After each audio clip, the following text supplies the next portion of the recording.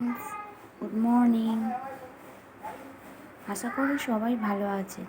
আজকে দেখাতে যাব কচুরলতি। কে কে খেয়েছেন একটু কমেন্ট করে জানাবেন। আজকে আমি কচুরলতি করে দেখাবো। এই যে কচুরলতি, প্রথমে জলটাকে একটু গরম করে নেব। গরম করে নেওয়ার পর কচুরলতিটা দিয়ে দেব, দিয়ে সিদ্ধ করে নেব। কচুরলতিগুলো গরম জলে দিয়ে দিলাম, দিয়ে একটু ঢাকা দিয়ে দেবো।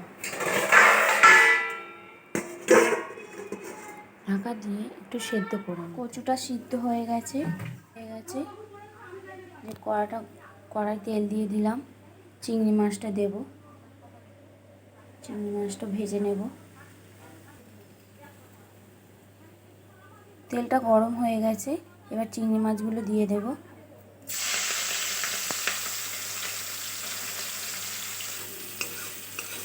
চিংড়ি মাছ ভাজা হয়ে গেছে, এবার তুলে নেব। ওই তেলে একটু কালো জিরে ফোড়ন দেব, একটু ভাজা ভাজা হয়ে গেলে পেঁয়াজ দিয়ে দেব।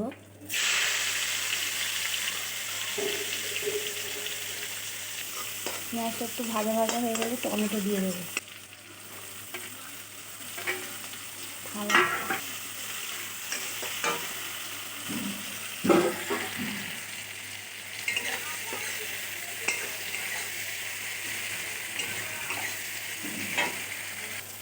পেঁয়াজ টমেটো ভাজা ভাজা হয়ে গেছে, এবার আদা রসুন পেস্টটা দিয়ে দেবো।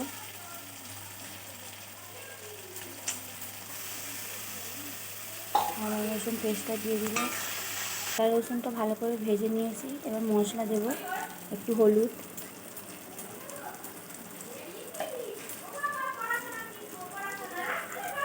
জিরে গুঁড়ো, ধনে গুঁড়ো, একটু লঙ্কা গুঁড়ো,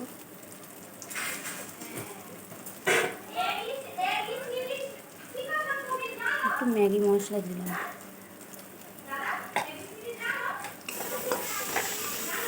একটু নেড়ে চেড়ে কচুরলতিটা দিয়ে দেবো।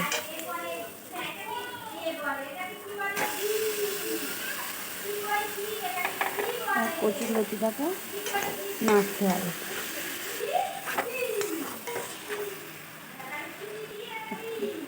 আন্দাজ মতো নুন দিয়ে দেবো, স্বাদ অনুযায়ী নুন দেওয়া হয়ে গেল। নাড়াচাড়া একটু করে নেওয়ার পর চিংড়ি মাছটা দিয়ে দেবো। চিংড়ি মাছ দিয়ে নেড়ে চেড়ে শুকনো শুকনো করতে হবে।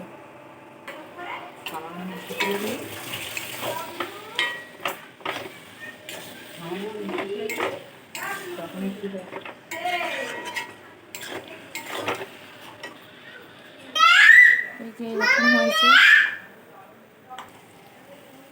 একটু চিনি দিয়ে দেবো।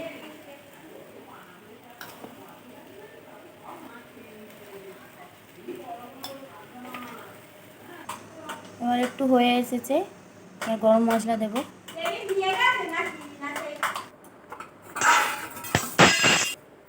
আমাদের কচুরলতি ডান। এবার